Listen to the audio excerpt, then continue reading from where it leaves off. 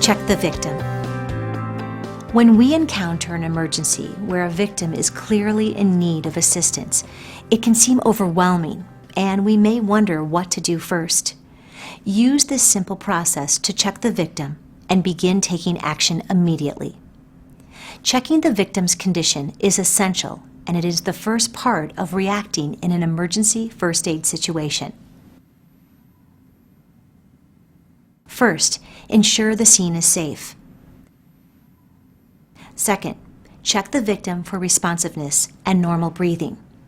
Tap the person's shoulder and shout, "Are you okay?" Hey, are you okay? An unresponsive person is always considered a 911 emergency. At the same time, check whether the person is breathing normally.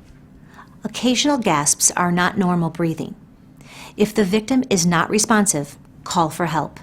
If alone, call 911 from your mobile device if you have one. If you don't have a mobile device, you will need to leave the victim to call for help. Before you do, correct any immediate life threats you see, such as opening a closed airway or controlling severe bleeding. Once you reach 911, follow the dispatcher's instructions.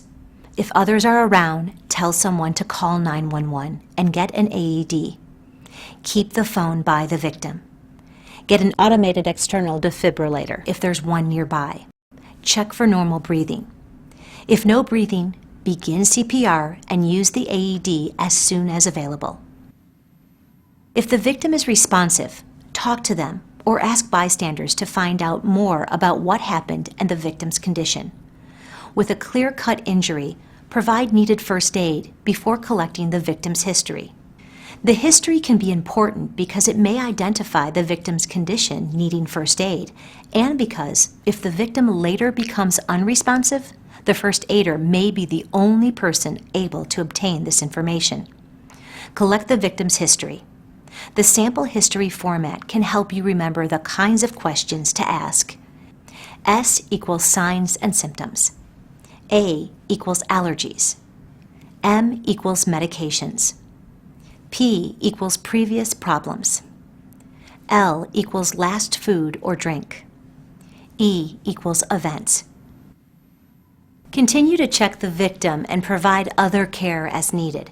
Dial 911 if the victim's condition worsens, they stop breathing, or are not breathing normally.